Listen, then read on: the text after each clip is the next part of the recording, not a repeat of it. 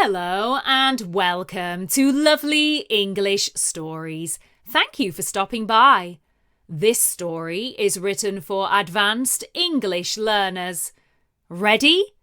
Let's get started. C1, C2 English story. The Man in the Woods. I had been dreaming I would go again. I felt that I could resist the urge no longer. My first encounter of the dwelling was 10 years ago. A group of us, all young teenagers, had walked for miles that afternoon. We often undertook such rambles, but on this particular day we diverted from our usual route. As we trekked through the unfamiliar countryside, we came upon a wooded area wherein a small building nestled.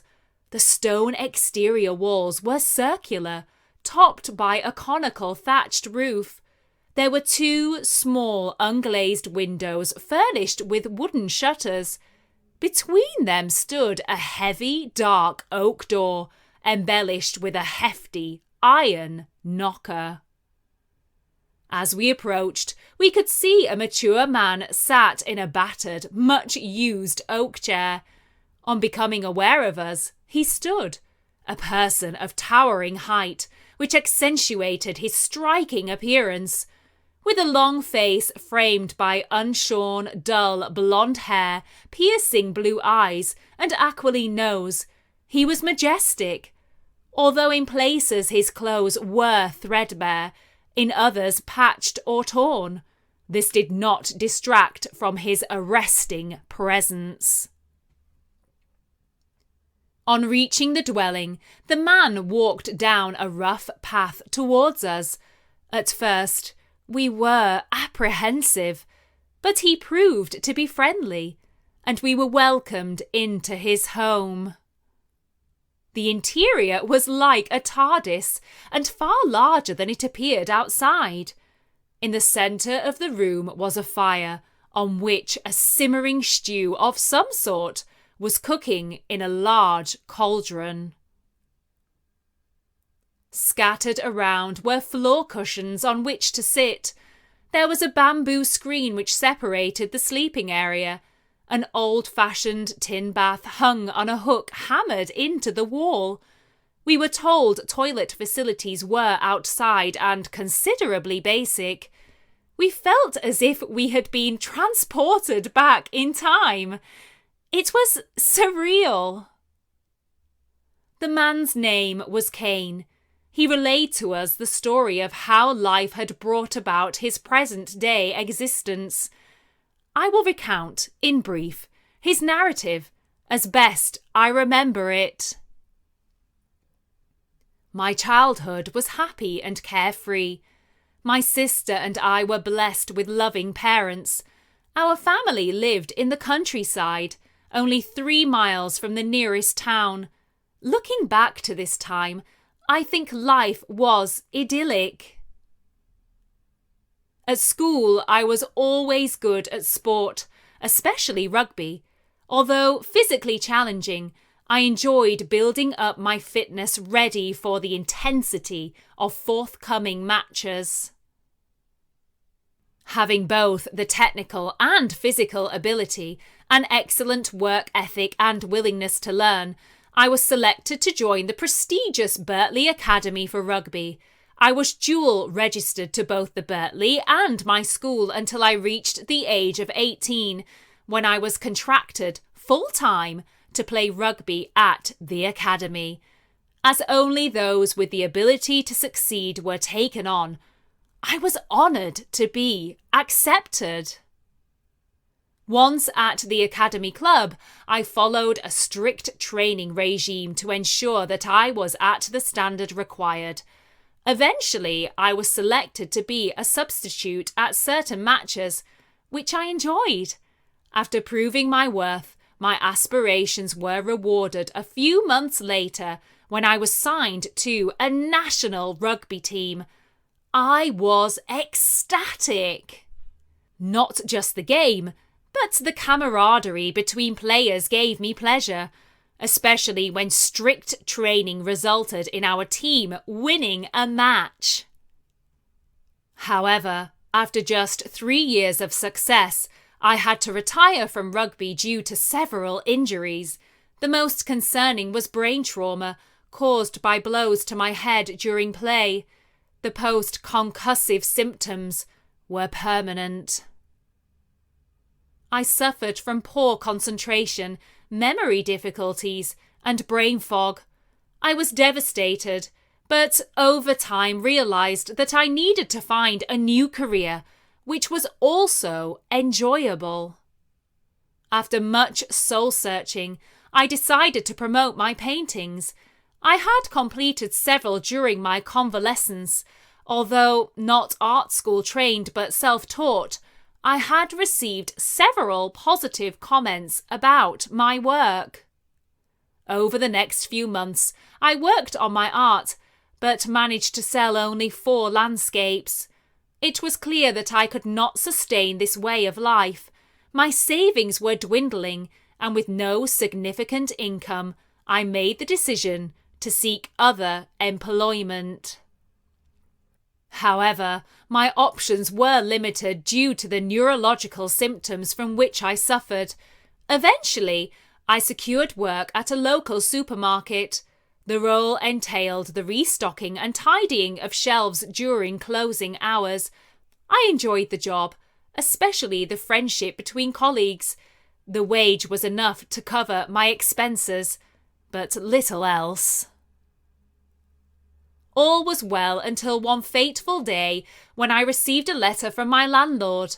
I was given 3 months' notice to find other accommodation as the building was to be sold. I was overwhelmed with worry. For the next few weeks, I searched for an alternative apartment. Unfortunately, because of a shortage of housing, there was very little on the rental market to be seen. One home in which I was interested was viewed by over 50 people. The situation was hopeless. As my tenancy expired, I came to a life-changing decision. I would travel around the country during the summer months. I planned to stay in cheap hostels and look for casual work en route. Not only could I explore places I had never visited, but any extra income would supplement my diminishing savings. The day soon arrived when I was to set off on my travels. I took only essentials carried in a backpack. My plan was to use public transport whenever possible, as I had been awarded a disabled person's travel pass, which entitled me to free transport. I was apprehensive, but knew there was no option but to commit to my decision. After travelling by bus to the outskirts of town, I boarded a connection destined for the coast. Here I could stay overnight in preparation for the journey ahead. My adventures took me to many places, both rural and urban. The recollections are vague due to some memory loss. However, it was late summer when I felt an overwhelming weariness and realised I must now find somewhere permanent to stay. Whilst working as a general labourer on a farm, I conveyed my worries to the owner. He informed me that on an uncultivated area of his land was a derelict building. I was invited to live there rent-free on the condition that I repaired the dwelling and also helped out occasionally at busy times, such as the yearly harvest and lambing seasons. I readily agreed. Throughout the first months, as my health allowed, I gradually restored the stonework and, with help, rethatched the roof so that all was watertight. I made the interior comfortable and suitable for my daily living. Outside, I cleared an area for growing vegetables. I caught fish in the river below and collected fallen branches of trees to heat my home. I am very happy here. I have all that I need. The village shops are quite near and supply any extra food that I may require. I especially enjoy the baker's bread and cakes. From being so competitive in my youth to the contentment I now possess, the passage of time has enabled me to realise that material belongings mean nothing. Peace of mind is the greatest wealth. This is how Kane's narrative ended. As dusk approached, we thanked him for his hospitality and bade our farewells. I have never forgotten that day, and so have returned to the area in the hope of meeting Kane again.